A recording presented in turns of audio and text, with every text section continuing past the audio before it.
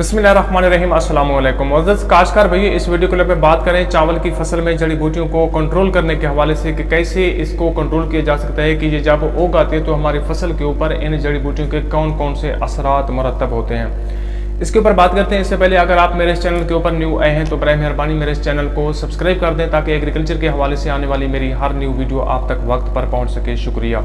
देखिए दोस्तों, कोई भी फसल होती है और ख़ास तौर पर चावल की फसल में जब जड़ी बूटियाँ उग आती हैं तो ये 30 से 40% तक हमारी चावल की फसल की पैदावार को मुतासर कर सकती हैं,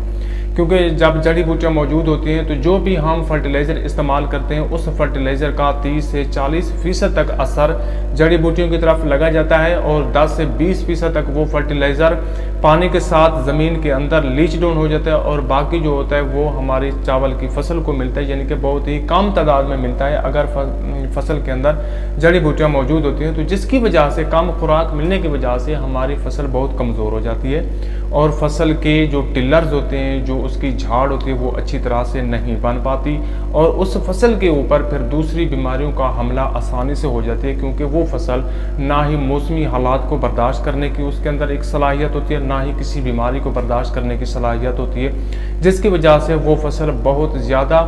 जो है ना मुतासर हो जाती है और उसकी पैदावार में खातिर खा कमी आ जाती है। इसलिए दोस्तों, अपनी चावल की पैदावार में इजाफा करने के लिए, फसल को शानदार बनाने के लिए, अगर हम चाहते हैं कि हमारी फसल मजबूत हो, ज़्यादा झाड़ पैदा करे, तो वक्त के ऊपर इन जड़ी बूटियों को कंट्रोल करें। अब इनको कंट्रोल करने के हवाले से बात करते हैं। देखिए, जैसे ही हम लोग चावल की नर्सरी को शिफ्ट करते हैं तो शिफ्ट करने के बाद इनको जो उगने का मौका मिलता है वो ख़ास तौर पर उस वक्त मिलता है जब फील्ड में जो है ना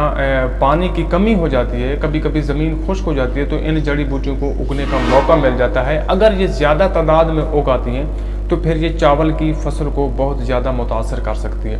इसलिए दोस्तों, जब आप लोगों की चावल की फसल 20 दिन की होती है, 25 दिन की होती है या 18 दिन की होती है, उस वक्त आप लोग जड़ी बूटियों की जो है ना उसको देखें, सिचुएशन को देखें, हालात को देखें। अगर वो ज़्यादा हैं तो आप लोग एक दिन उसके जो है ना फसल का पानी को बंद कर दें। जैसे ही फिर ज़मीन वितर हालत में आ जाती है तो आप लोग सुबह के वक्त या शाम के वक्त जड़ी बूटी मार जहर का इस्तेमाल करें और